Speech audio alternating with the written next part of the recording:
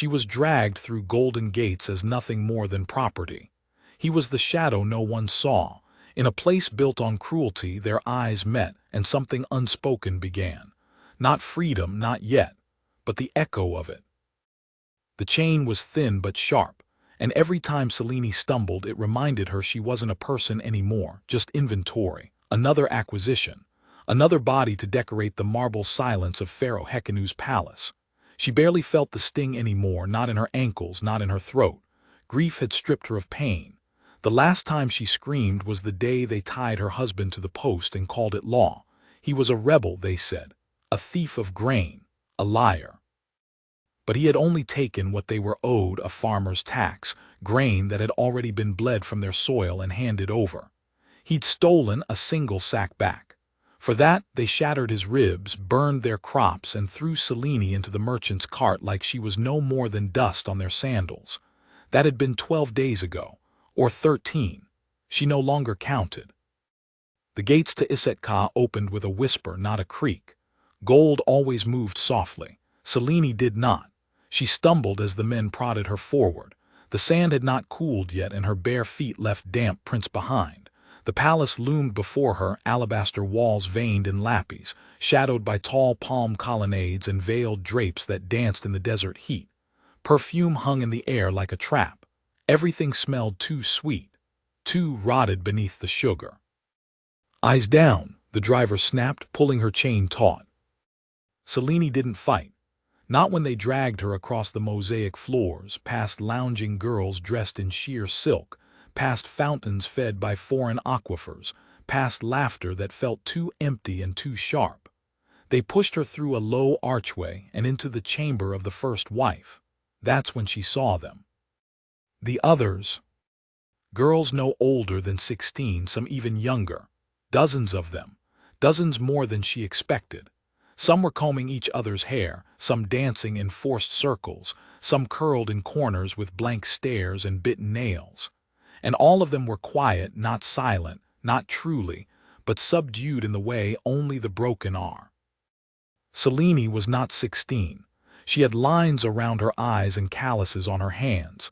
She was 28 and already knew what it meant to serve. She had loved, she had lost. These girls, they hadn't even lived yet.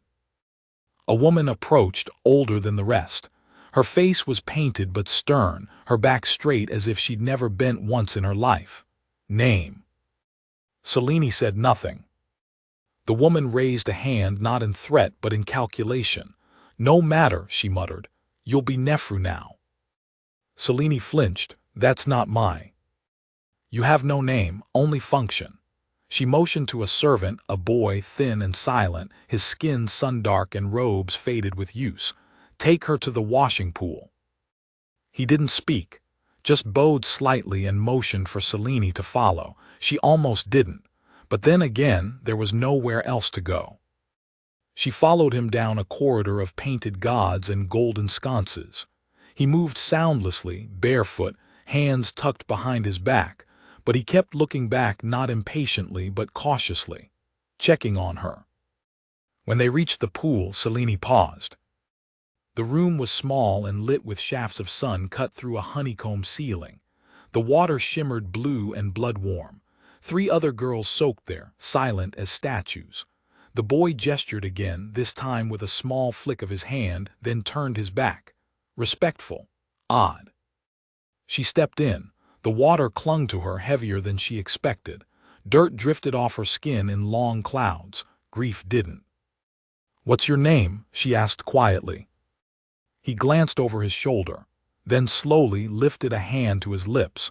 A single finger pressed there. He shook his head. "Mute." She hadn't expected that. But there was something in his gaze, not fear, not pity, just stillness. As if nothing in the palace could unnerve him, as if he had seen it all and yet still chose to remain soft. That was more dangerous than cruelty. Kindness, in a place like this, could unravel you. Later, they gave her a robe and painted her face. She didn't protest. Not when they lined her eyes in kohl, not when they dusted her with myrrh and wrapped gold threads into her braid. She let them shape her into a thing, because resistance was for fools. for girls who hadn't watched a man they loved die choking on blood.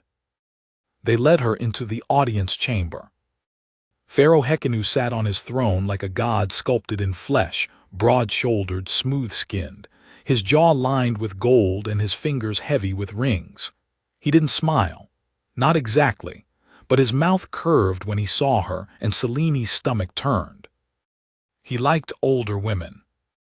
"I'm told you were a widow," he said, his voice like wine poured slow. "Unspoiled by youth, ripe."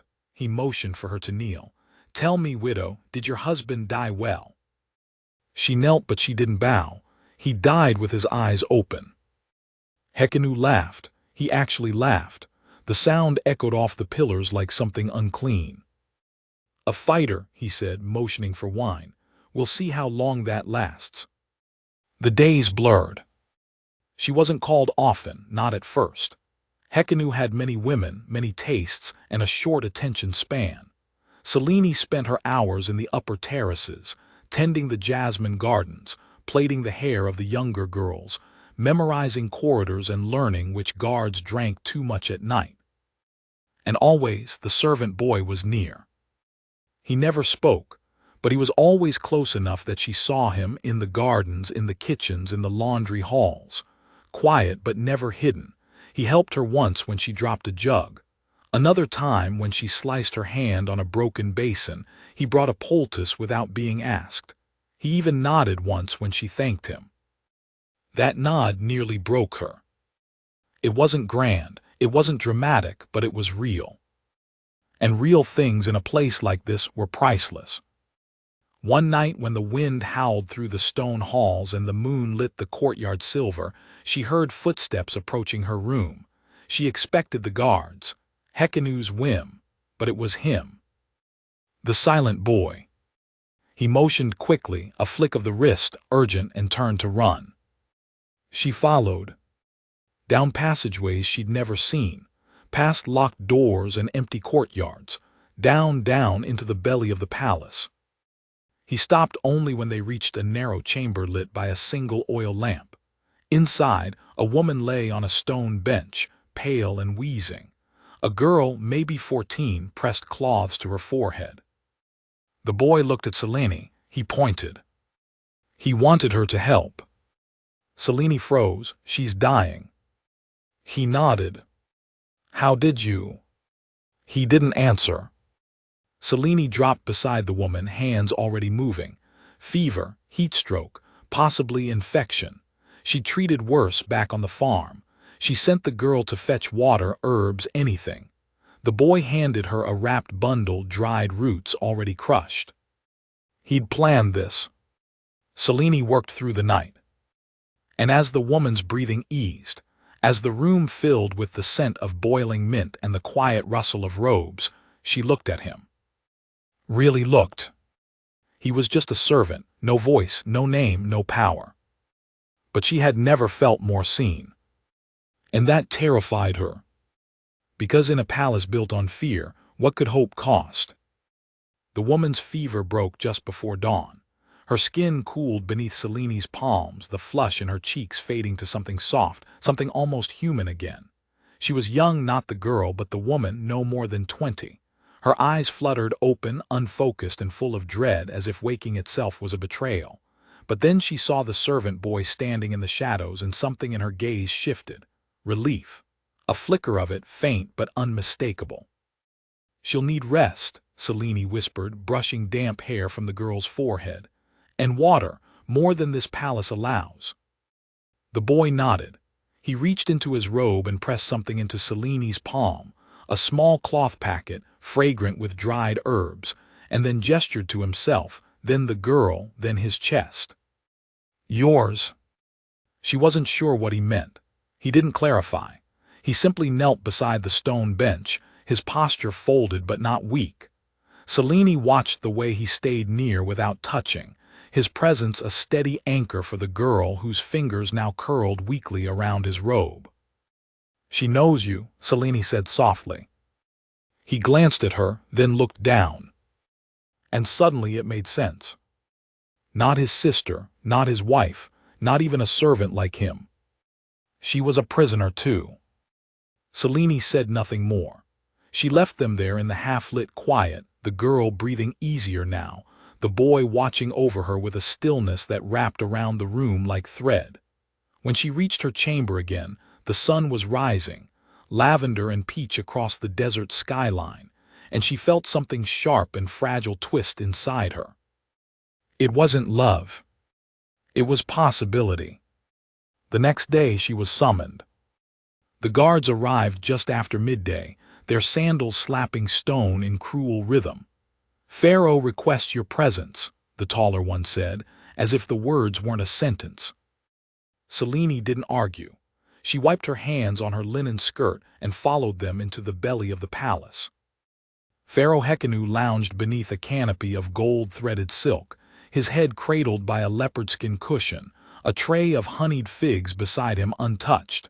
He looked bored, worse, restless. "You've been quiet," he said, not looking at her. "That's either a gift or a danger. I haven't decided." Selene remained standing. Hekenu's eyes flicked to hers, curious. "Most women try harder to impress me." "I'm not most women." That earned her a smile, not warm but interested. He leaned forward. "You're a widow, yes. You know how to keep house, birth children, tend wounds." "Yes." "Do you know how to entertain a king?" Selene didn't answer. Silence was its own form of defiance. Hekenu stood suddenly, the guard stiffened. He approached her slowly like a lion circling prey already cornered. "Some say silence is power. I disagree. Silence is a vacuum, a void, and I don't like empty things." He reached for her face. Selene flinched, but didn't move away. Hekenu's fingers brushed her cheek. "Still, you have eyes that speak, that's something." She returned to her room without punishment, but the air was heavier now, and the palace walls felt tighter. Over the next few days she saw the silent servant often. He didn't speak, but his presence carved a path through the suffocating routine. When a child scraped her knee near the fountains, he was the one who helped her up. When one of the dancers collapsed from heat, he fetched water before the overseers even stood. He was everywhere but never in the way, always watching, always remembering. Selene began to look for him without realizing. And then came the second summons. This time it was different. The guards were tense. One of them gripped her arm harder than usual. She was taken not to the pharaoh but to a side chamber, small, windowless, smelling of old incense and something sharper beneath. A woman stood there, not one of the harem wives, someone higher. She wore red linen, a sign of rank, and a broad collar of amethyst and turquoise. Her gaze was hard enough to cut stone. "You are Selene," she said, not a question. Selene didn't respond. "I am Citra, keeper of the harem. You've made an impression." "I've done nothing." "Exactly." Citra stepped closer.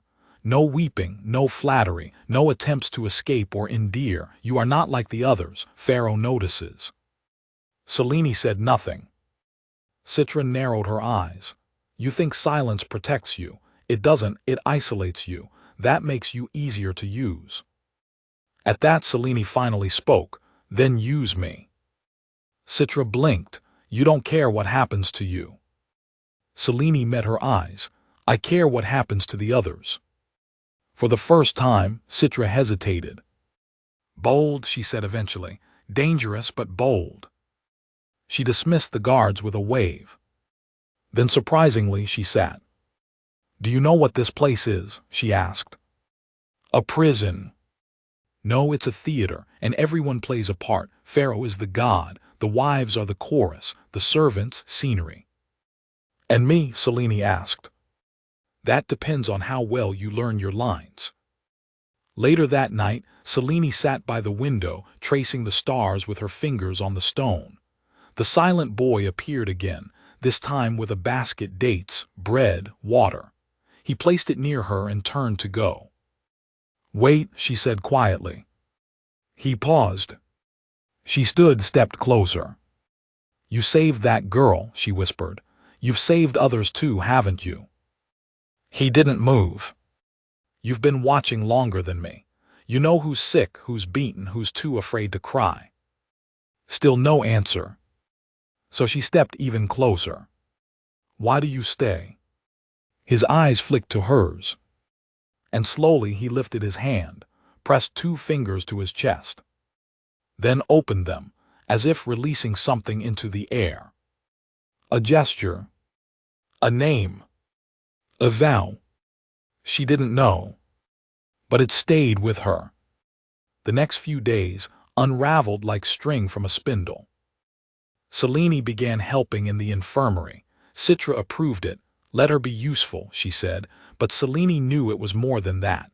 There were cracks in the walls now, ways to move, to learn, to plan. And always the servant boy was nearby. She learned his habits, the way he nodded once for yes, twice for danger, how he touched his wrist when someone was lying, how he tilted his head when guards were near.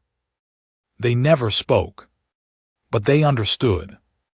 One night as the full moon rose, Citra summoned her again. This time there was no small talk. There's a shipment arriving from Thebes, she said. New girls, young, pretty, soft.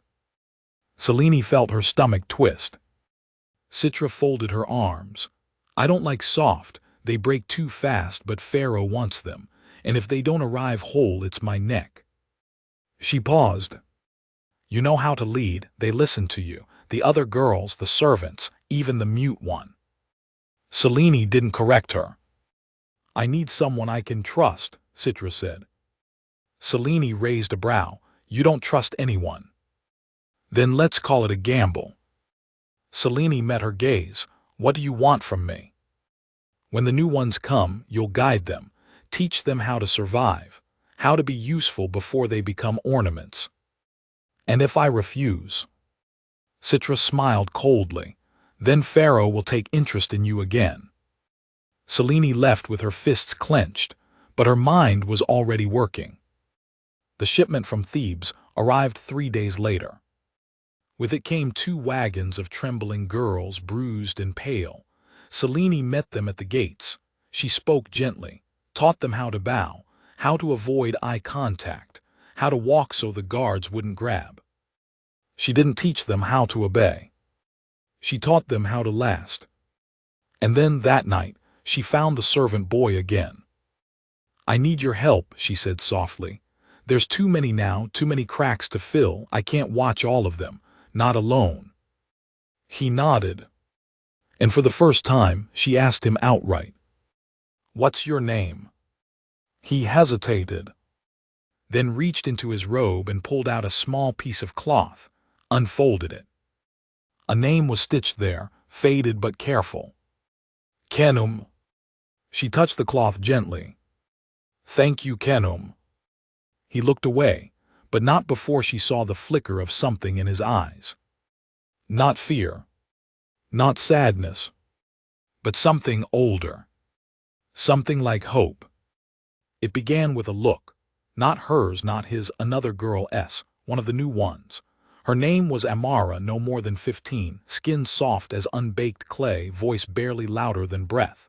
She had come from Thebes with fear etched into her posture, but in her first few days under Selene's watch she had begun to soften, not into obedience but into quiet resilience. She learned fast. She didn't ask questions, didn't cry where anyone could see, and she watched everything. Selene had just finished helping her bandage a scrape when she saw it. The way Amara glanced at one of the guards, then looked quickly away. Her eyes didn't flash with fear, not revulsion either. Something more familiar, something dangerous. Selene waited until night to speak. You looked at him, she said gently. Once they were both in the corner of the garden where the jasmine vines swallowed sound. Amara flinched. I didn't mean. Yes, you did. Amara looked down, her lip trembled. He brings me water when the others don't. That's not kindness, Selene said softly. It's leverage. Amara didn't speak again, but Selene saw it, the first cracks forming in her defenses, the first whisper of belief that maybe, just maybe, something like tenderness could exist in this place. It was the same belief that had almost killed Selene once. She went looking for Khenum. He was near the kitchens, helping an elderly servant carry baskets of dried dates. He saw her coming and paused only long enough to nod, acknowledging her presence. She motioned him to follow, and when they reached the storehouse corridor, she turned to face him, her voice low and fierce. "There's a girl, Amara. She thinks one of the guards is soft." Khenum stilled.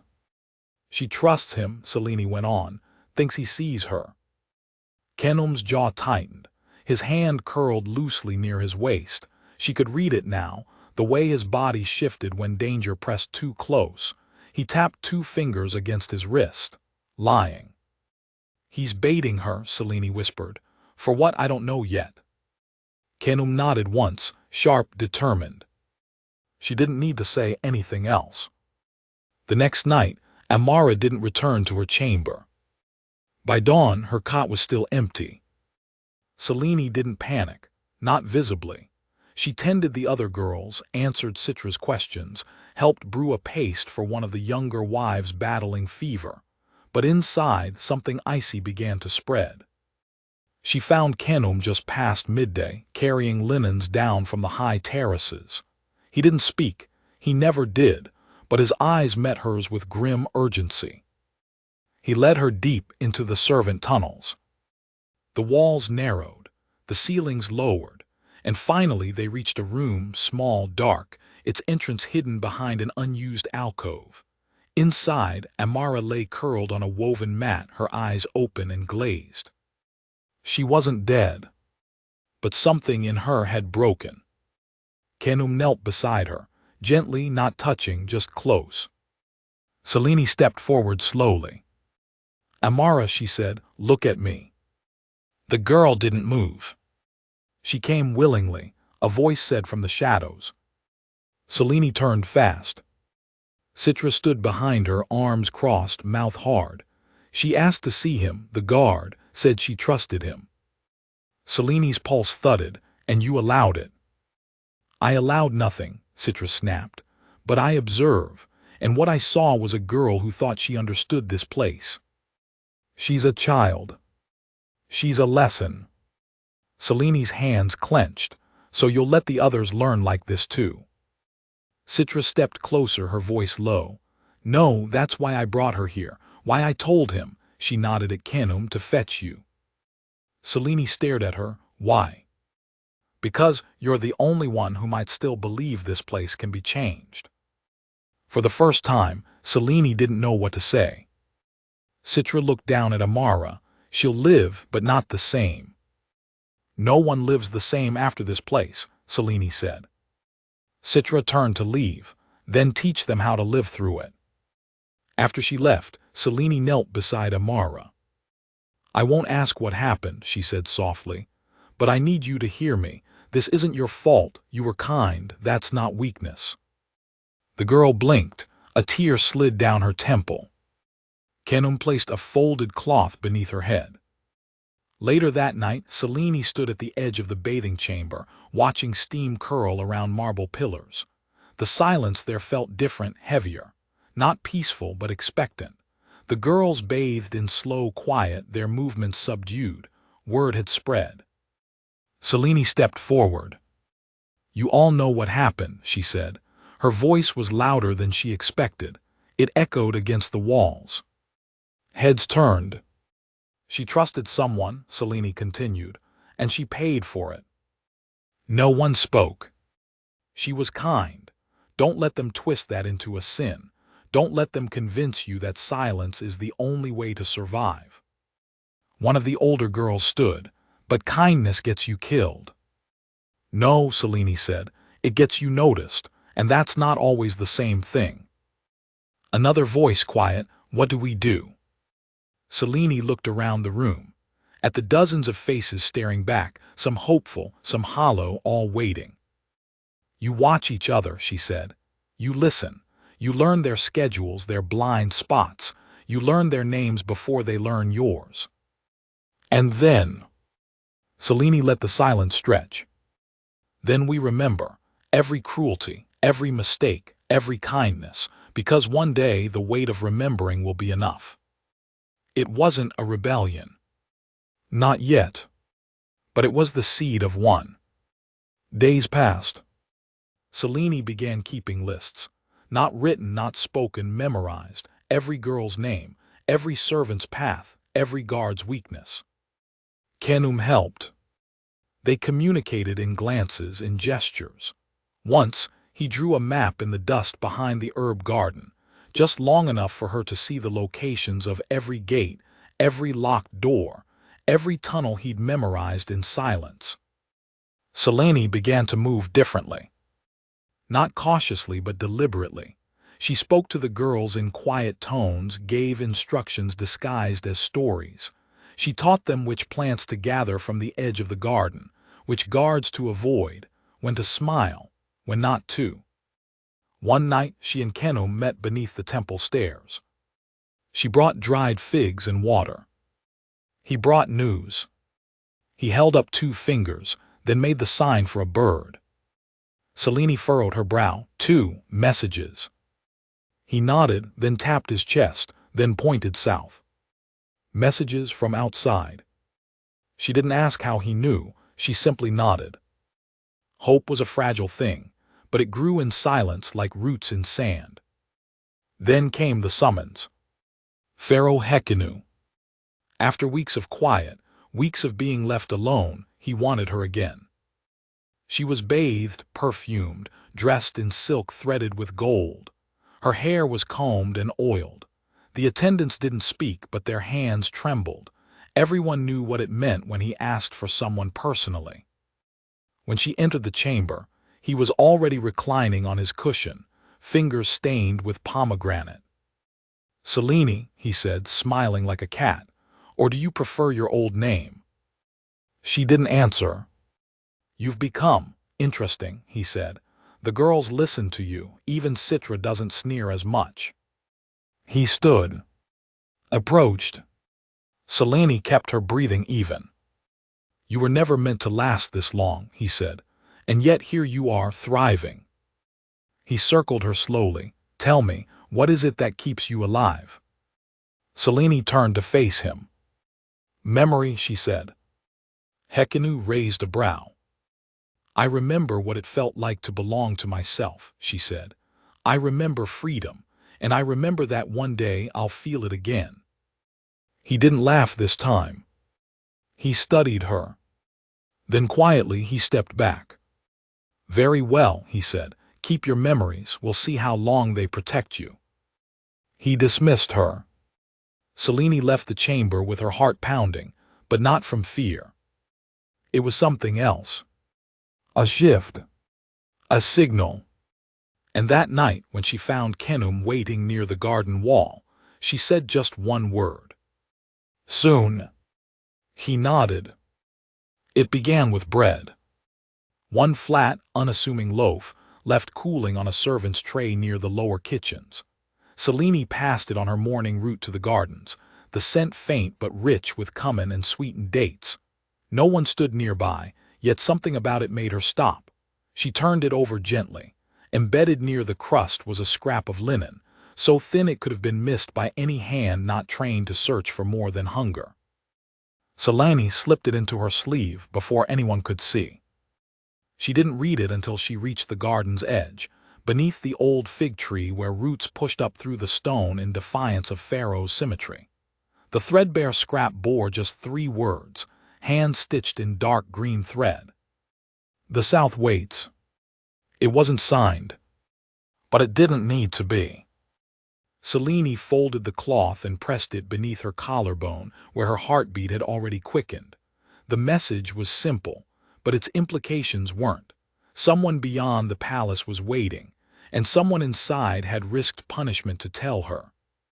She looked up, and across the courtyard, Khenum stood watching her with the stillness of stone. He didn't nod, didn't blink, but she knew. He'd placed the message, or at the very least he knew who had. The next day they met in the shadows behind the stone baths, where water clattered gently from an open spout and the scent of crushed mint masked their presence. Khenum didn't bring bread this time. He brought a thread. just a single piece of black twine, wrapped once around his wrist. He showed it to her briefly, then tucked it back beneath his robe. Seleni's pulse jumped. That was the mark. Of the ones who still remembered. The Achen. She'd heard whispers of them before. A forgotten priesthood wiped out generations ago whose secrets had survived only in shadows. Not rebels too spiritual for that, not warriors either, but they knew the underground roots. They knew how to vanish. They knew how to wait. And they had begun to watch her. "Kenum," she whispered, glancing quickly behind her. "If they're reaching out, it means something changed. It means they believe there's a way out." He didn't speak, just lowered his head. It was enough. The change began to seep slowly through the harem. Selene adjusted everything. Meals became lessons. She taught the girls to crush dried lentils into flour that could last. She showed them how to boil certain roots into a paste that would quiet fever or nausea. To the guards, it looked like caretaking. To the girls, it was survival. Kenum taught, too, in his own way. A glance, a gesture, a shift in the air around him. The girls learned to read him, to understand when danger lurked nearby or when opportunity flickered. One of the youngest girls, a child barely old enough to know what the word harem meant, began following him like a shadow. She never spoke, just mirrored his every move. Her name was Eerie, and she had arrived 2 months ago with a broken ankle and no family to speak of. Selene had assumed she wouldn't last, but now, watching her mimic Kenum's silent discipline, she wondered if the child might outlive them all. Everything had to be timed. Selene began keeping track of the guards' patrols, not just when they passed, but how long they lingered. She noted who drank too much date wine, who flirted with the elder wives, who stepped out for smoke breaks behind the kiln. Every habit became a thread, and Selene began weaving. The map grew. Not on paper, in her head. A mental web of corridors, chambers, tunnels, and gates. Kenum added his own pieces. A grate that rattled but hadn't been sealed properly. A staircase behind the west shrine that led nowhere, or so the architects claimed. A storeroom in the southern wing that had no windows, but sometimes, when the wind was right, you could hear birdsong from within. The south waits. She began leaving tiny marks in the stone. Nothing suspicious. A chipped corner smoothed with clay, a section of mosaic just slightly out of pattern. Only those who knew would notice, but they were enough. And still, Selene played her part. When Pharaoh summoned her again, she went. He no longer reached for her. Perhaps something in her bearing warned him off now. Or perhaps, like all men who take too much, he had simply grown bored. But this time, he didn't speak of her silence. He spoke of her usefulness. "You've calmed them," he said. "The girls, they don't scream anymore, they don't fight." "They've accepted what's expected of them," Selene lied. Pharaoh nodded thoughtfully. "You've earned a reward." She stiffened. He gestured toward a silver bowl filled with stones. "Choose one." She hesitated. "They're enchanted," he said with a smirk. "Or so I'm told. Pick the right one and you may ask a favor. One." She stepped forward slowly. They weren't enchanted. Just polished. Just heavy. She picked the smallest one and cradled it in her palm. "I want the kitchens left alone," she said. Pharaoh raised a brow. "That's it." She nodded. "The girls grow stronger when they eat. It keeps them alive longer. That pleases you, doesn't it?" He laughed and let her go. Later that night, she found Kenum on the roof terrace, where the stars poured over the palace like oil on marble. She handed him the stone. "Tell them we have 7 nights," she said. Kenum didn't ask how she knew. He just nodded once. And everything began to move. Selene changed the girls' rotations, without alerting the guards. She spread word in whispers and needle pricks, in smudges on chamber walls and phrases buried in lullabies. Only those listening would know. The night before the escape, a fire broke out in the dye chambers. No one knew how. The flames didn't reach far, but the smoke poured through the lower halls thick enough to choke. The guards scrambled. The wives screamed. The servants fled to the upper terraces. Khenum didn't run. He stayed close to the smoke, guiding 6 girls through a forgotten passage that led beneath the granary. They wouldn't leave that night, but it gave Selene the chance to slip one of the girls, the boldest of them, into the outer chamber disguised as a grain servant. It worked. The girl returned at dawn, breathless but whole. "There's a boat," she whispered, "hidden in the reed beds, south bank, they're waiting." Selene felt her knees weaken. She believed it, but not fully, not until now. She gripped the girl's hands. "Are you sure?" The girl nodded. "A priest, old, blind in one eye, said your name, Selene, said you still wear the grief of a land not your own." Khenum was watching from the corner. Selene met his gaze. "It's time." 7 nights. That was all they had. They moved in silence. The plan was never written, never spoken in full. Every girl knew only her part. That way, if one was caught, the others could go on. But Selene knew every step. And on the 5th night, it all nearly shattered. Amara vanished. Not during chores, not during meals, but during the quiet hour when most rested and the guards were at their laziest. Selene searched everywhere. She finally found her in the bathhouse, not alone. The guard was there. The same one. He had her cornered near the heated stone bench, one hand gripping her wrist too tight, the other pressing something sharp into her side. "You think no one's watching," he hissed. "You think you're clever." Amara whimpered but didn't scream. Selene stepped forward, silent as sandfall. "You don't want to do that," she said. The guard turned fast, his knife flashed. But Khenum was already behind him. He didn't strike. He didn't speak. He simply stepped between Selene and the blade. And for the first time, Selene saw him as something other than quiet. She saw him as dangerous. The guard backed away. "You'll regret this," he spat. "No," Selene said, "you will." He didn't report them. They had dirt on him now, enough to make him disappear if he tried anything again. But Selene didn't sleep that night. She sat on the floor of the infirmary with Khenum and watched Amara breathe, her chest trembling with quiet sobs. "I can't protect them all," she whispered. Khenum reached out, took her hand, pressed something into it. The stone. The one from Pharaoh. She stared at it. And suddenly she knew. This wasn't just about escape anymore. This was about ending it. All of it. She looked up at Khenum. 7 nights, she said again, but on the 8th we burn it. He didn't nod. He just held her gaze. And for the first time, she saw him not just as a servant, not just as a protector, but as someone who had waited a very long time to fight back. It started to unravel faster than she'd planned.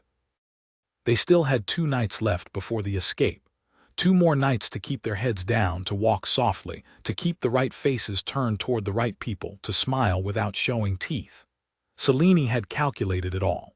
The granary passage would be clear at moonrise, the guard rotation slower by the 5th hour of night, and the southern gate, normally shut with a double-barred lock, would be unlocked briefly during a transfer of goods to the temple vault. One moment. One crack of vulnerability in the palace's marble spine. It was enough. It had to be enough. But then Citra disappeared. Gone from her post before sunrise, her mat untouched, no one having seen her leave or return. The absence cut through the harem like a hot wire. The younger girls noticed first. Some asked questions. One cried. Selene felt it in her gut like a storm forming. She searched all day without asking. That was the rule now. No questions, no panic, no names said aloud where ears could catch them, but Khenum noticed the shift in her pace. He met her near the well, his hand brushing hers as he passed a message, a pressed lotus bloom wrapped in a scrap of cloth. Inside, a bloodstain, dried, brown, too small to belong to a death, but deliberate. Citra had left it, or someone who wanted Selene to think she had. She couldn't afford distractions, couldn't afford grief, so she buried the fear, locked it behind her ribs. She turned her attention to the children first, the younger ones, whose nerves were beginning to fray. She kept their hands busy with fabric mending and oil mixing. She sang lullabies older than Pharaoh's line.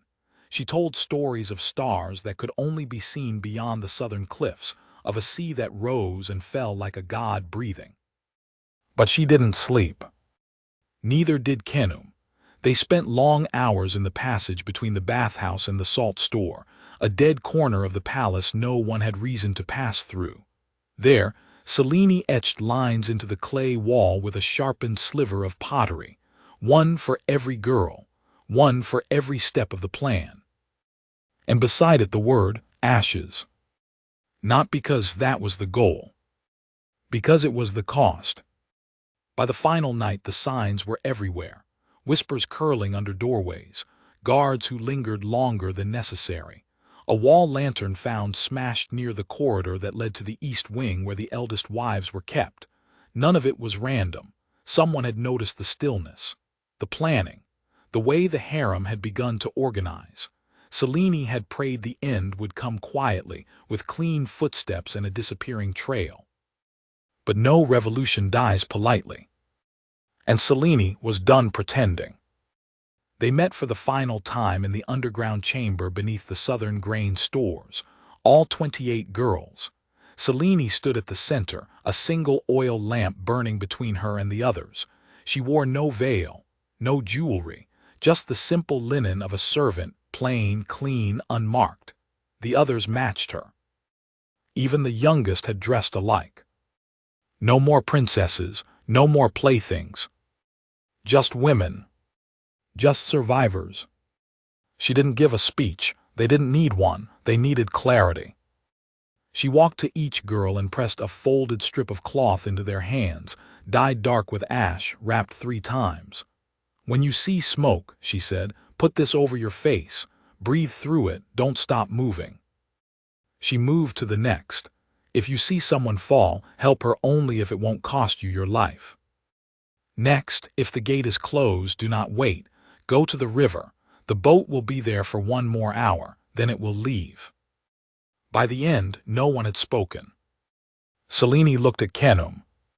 He opened the leather pouch he always wore on his belt. Inside, a single flint, a tightly bound bundle of oilcloth and 3 black feathers. Selene touched the feathers, from the south. He nodded. The signal. The Aken were ready. She looked back at the girls. "When the flames rise," she said, "do not look back." It began just past the 4th hour of night. Selene had chosen the oil chamber. Tucked in the lower western wing, it held 6 clay vats full of pressed olive, cedar, and myrrh oils. Rare, flammable, beautiful even as a weapon. She and Khenum moved in silence. He set the flame. She opened the first vat. The fire caught faster than she'd anticipated. It rolled over the chamber like a beast released from its cage, hissing and cracking as it devoured everything in its path. Guards smelled it within minutes. The shouting began. Selene was already gone. She ran through the servant halls, passing coded marks on stone, 2 knocks at each hidden door, 2 fingers placed flat against the wall. The girls responded like water breaking free of a dam. They moved in pairs, as instructed, their feet bare for silence, their bundles pressed to their chests. Smoke bloomed from the lower wings. Guards ran toward it.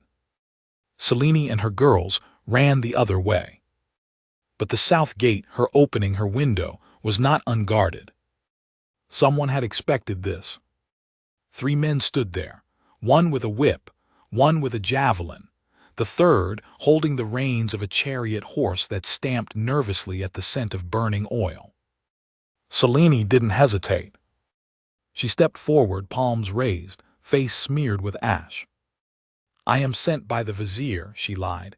"The women must be moved. The smoke will kill them." The guard with the javelin laughed. "The vizier's dead." Selene blinked, not in shock but calculation. Then she stepped forward again. "He's dead because Pharaoh doesn't trust his own. Are you one of them?" The men exchanged glances. Behind her, one of the youngest girls began to cough. The smell of fire grew thicker. Khnum emerged from the side corridor. He said nothing. But when he looked at the guard with the javelin, the man took a step back. "You," he started. Khnum held up the black feathers. The man's voice died in his throat. A pause. Then a nod. The gate creaked open. Selene ushered the girls through like water flowing from a broken jar. They didn't run, not yet. Only when the last was through, when Khnum shut the gate behind them and scattered sand over the path to mask their prints, only then did Selene allow herself to exhale. But they weren't free yet. The river was still ahead. And behind them, the fire had reached the upper wing. They didn't see the boat until they heard the bell. Soft, distant, a single chime. They ran harder. The reeds parted to reveal a flat vessel, low to the water, its hull painted in dull earth tones. A robed figure stood at its center, blindfolded, one eye milky white, the other covered by a patch of embroidered linen. He held out a hand as the first girls reached the edge of the bank. "No names," he rasped, "only courage." Selene helped the girls aboard 2 by 2. The boat dipped, then steadied.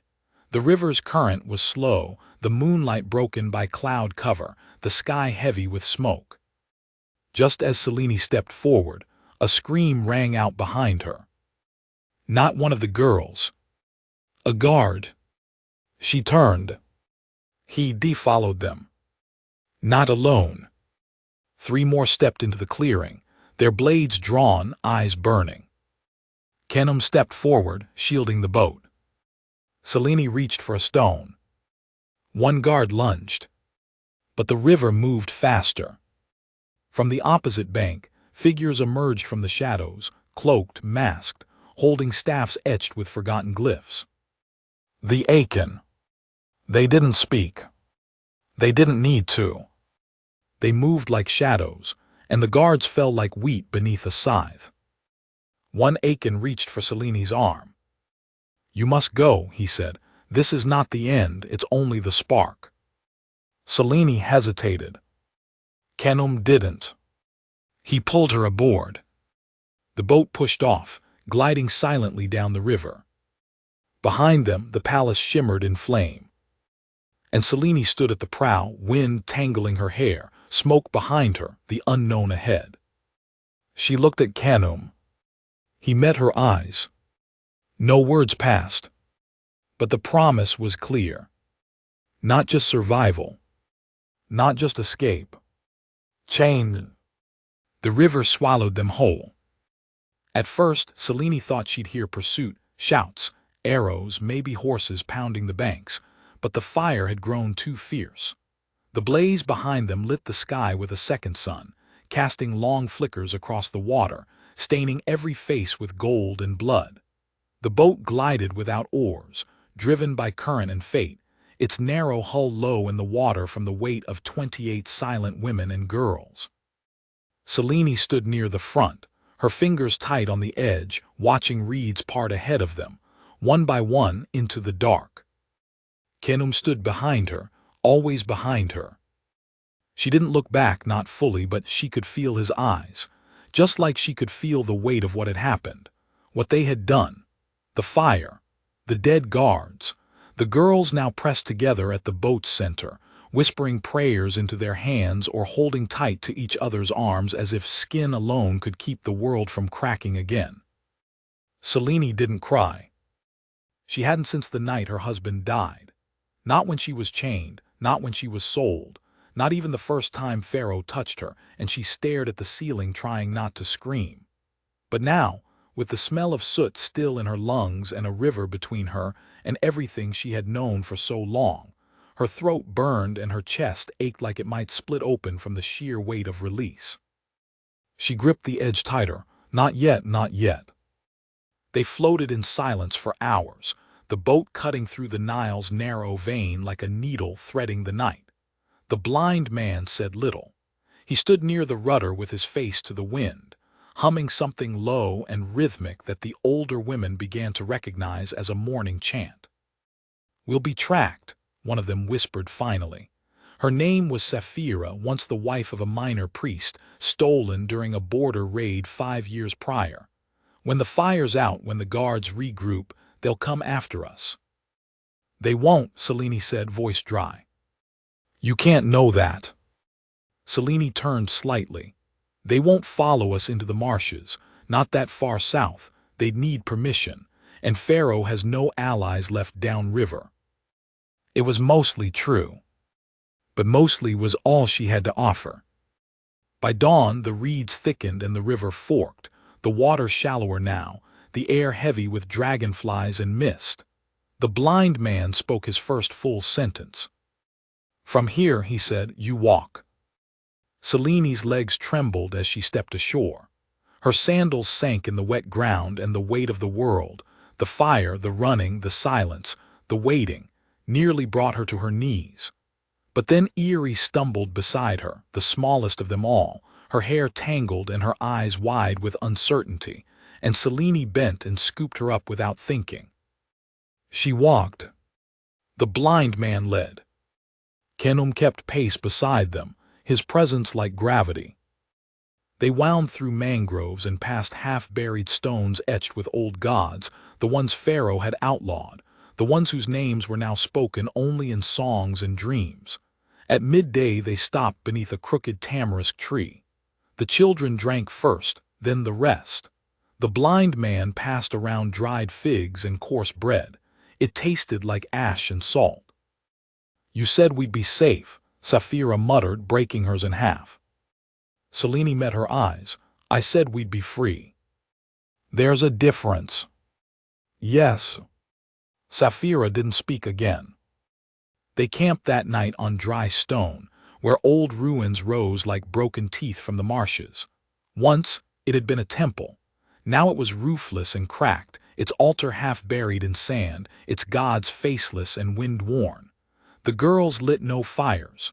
They huddled close beneath their cloaks, the older ones wrapping themselves around the younger like branches around a seed. Selene stood at the altar. Khenum joined her. "3 are sick," she said. "2 have fevers. 1 twisted her ankle."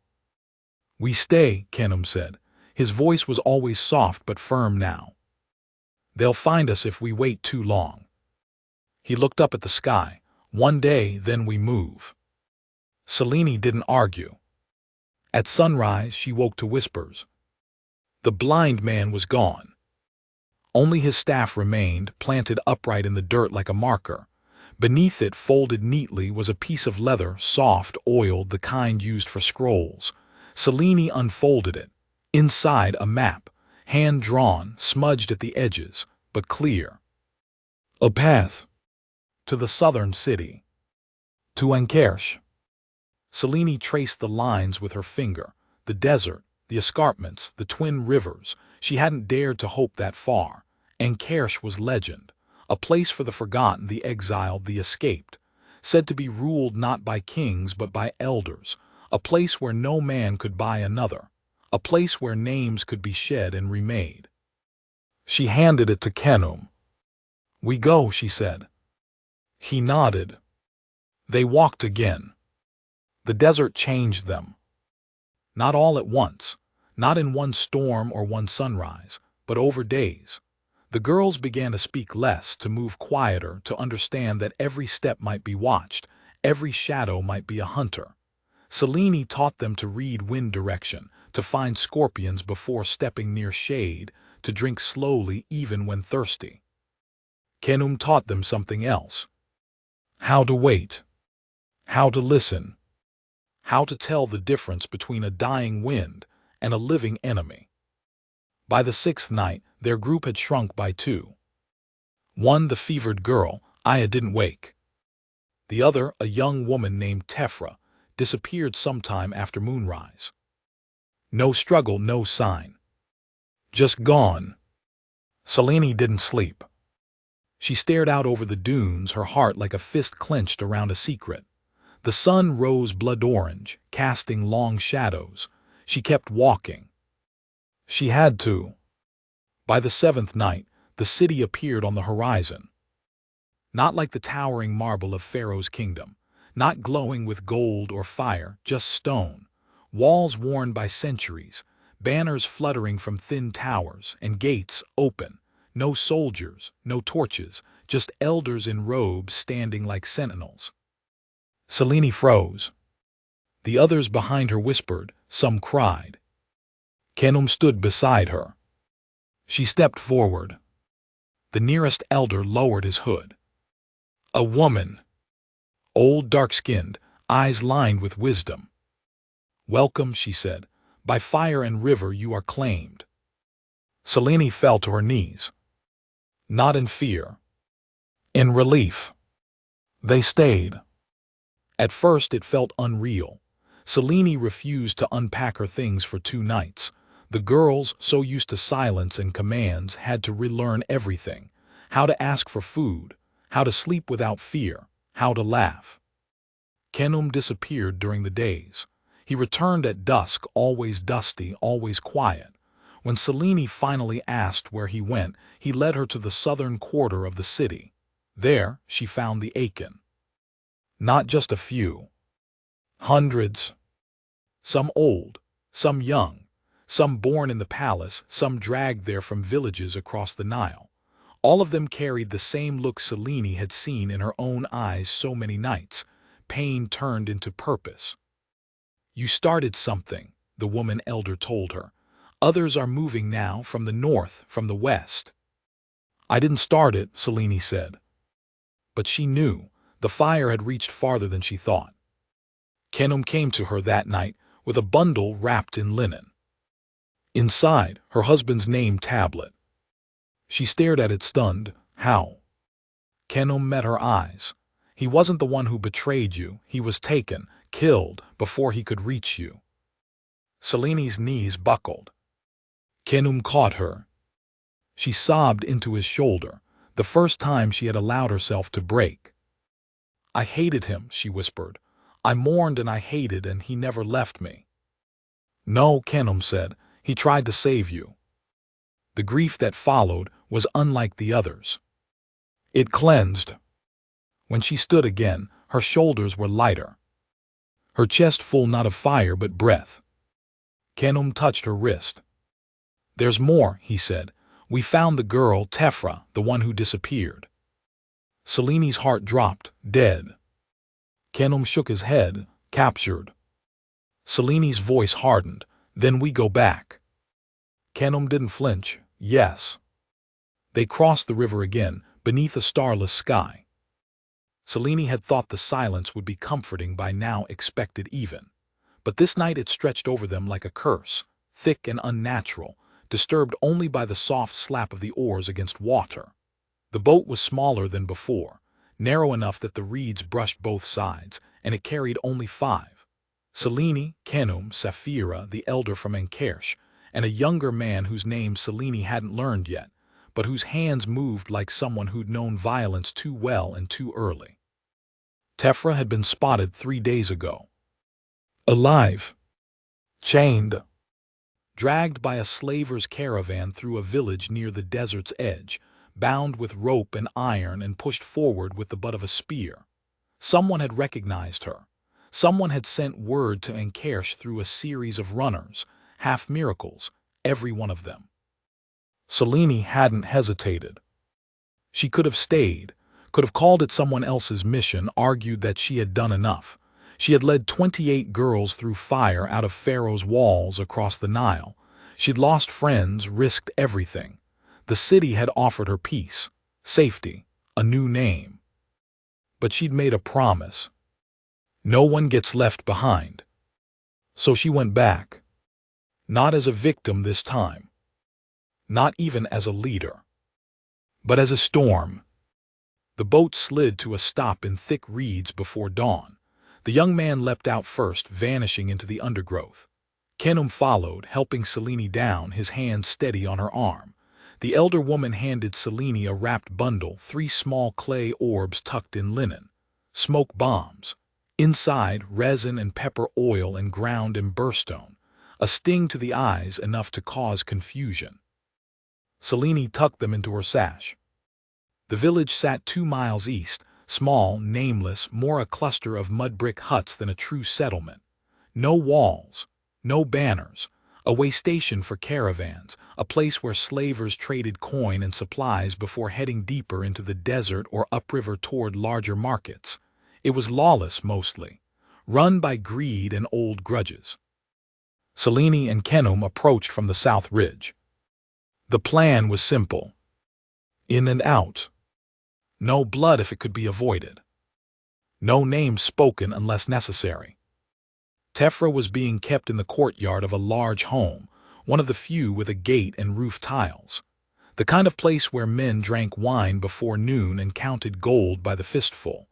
2 guards stood outside, 2 relaxed. Inside, more weighted, and likely the slaver himself.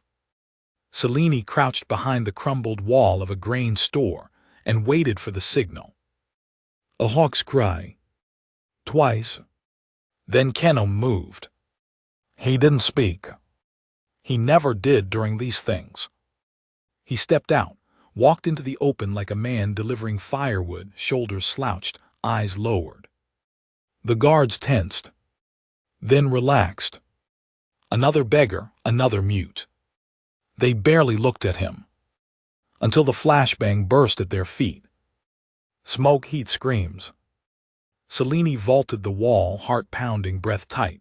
She didn't need to see Kenum to know he was already inside. The courtyard was chaos. Guards coughing, eyes watering. Selene moved like water, slipping between figures, scanning, searching. There, near the well, chained to a post. Tefra. Her face bruised, her lip split, one eye nearly swollen shut. But alive. Still breathing. Selene knelt, heart in her throat.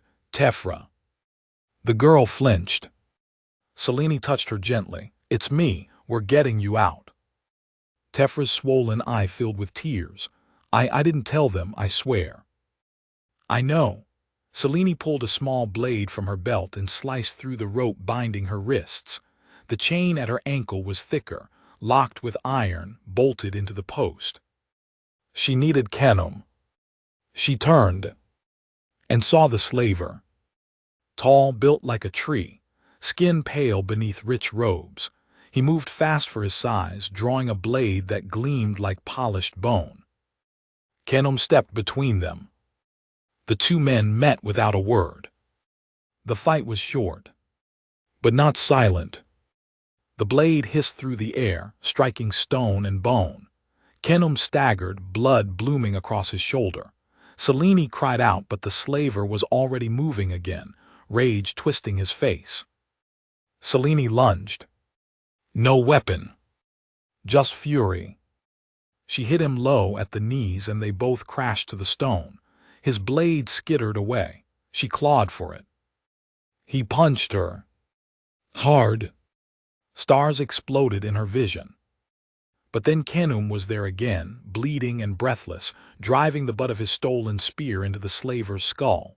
Once, twice, until the man stopped moving. The courtyard went still. Only the sound of Tefra's broken breathing. Selene knelt beside her again, vision swimming.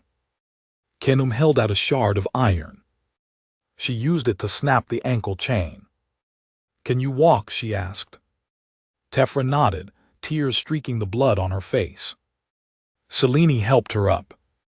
They vanished before the other guards knew what had happened. By the time the sun rose, the house burned. The hawk's cry rang twice again. And they were gone. Tefra healed slowly. The desert took its time unmaking a body, and even longer giving it back. But she did heal.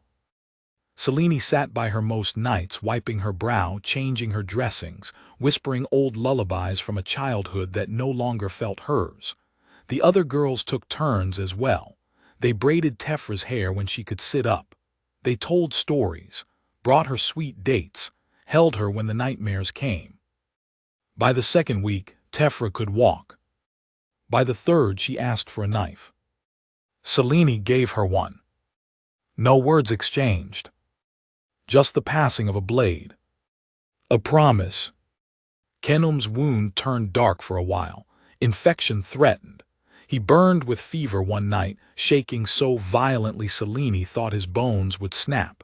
She didn't leave his side, poured water between his lips, held his hand when he cried out in dreams. "You'll stay," she whispered. "You don't get to leave, not now." He survived. And when he woke, she kissed his brow. A soft, silent answer to 1,000 unspoken questions. They didn't speak of love. Not yet. But it sat there, between them, like a new sun rising slow. By the next month, Ankeres changed. Word had spread, the fire, the escape, the girls who ran, the woman who led them. Other caravans came, other girls, refugees, mothers with children, men who had served in Pharaoh's armies and now refused to fight. The city bent, but it did not break. Selene was asked to lead. She said no. Not yet. She helped instead. Taught the new girls how to mend and cook and defend.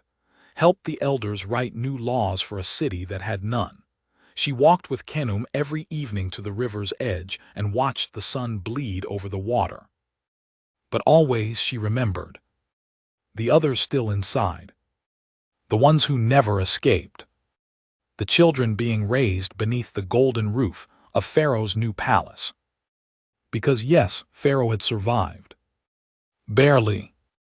A new palace, a new guard, tighter rules, harsher punishments.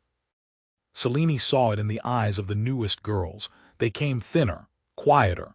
Some didn't speak for days. The fire hadn't been the end. It had only been the beginning. The idea came from Sapphira. She brought it like a secret, wrapped in fear and hope. "There's a network," she said. "Traders, smugglers. They move goods in and out of the capital without paying the tithe, if we found them." Selene understood immediately. Not just escape this time. Rescue. Tefra was the first to volunteer. "I want to go back," she said. "I want to burn it again." Selene looked at her. "You know what you're asking." "I do, I know exactly." So they built a list. Names. Girls still inside. Some Selene knew, some she had only seen in passing. Others she only remembered by scent or song. But they mattered. All of them. One by one they mapped the old halls. Not from blueprints, those didn't exist. From memory, from scars. From stories passed around the fire at night. They planned. They trained. They waited. And beneath the stone floor of the meeting hall, Selene buried the tablet with her husband's name. A goodbye. A thank you. A vow. When she stood, Kenum was there. He didn't ask what she buried. He only reached for her hand. She took it. And this time she didn't let go. They moved under moonlight, quiet as breath. 6 of them now. Selene, Kenum, Tefra, Sapphira, Damon, and Yari. The fire that freed 28 had sparked again, not just to escape this time, but to return for the forgotten. To rescue. Tefra led through the old aqueduct, narrow and half-collapsed beneath Pharaoh's new eastern wing. The harem had moved, bigger now, richer, but the pain inside hadn't changed. They climbed through mud and silence, emerging beneath the laundress's room. No guards, no alarms. Selene reached the door. Inside, 20 girls. One stepped forward, wide-eyed. "Are you the firewoman?" Selene opened her arms.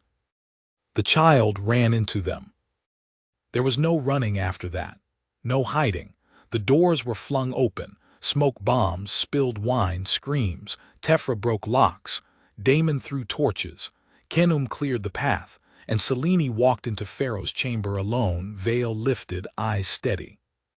He paled. Selene. She didn't speak. She didn't need to. She turned her back to him and walked away. He never saw her again. They fled at dawn, 43 girls, one boat, no turning back. And Kersh wept when they returned.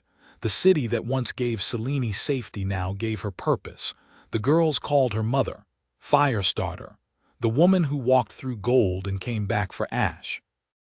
They built a home on the river, a school, a sanctuary.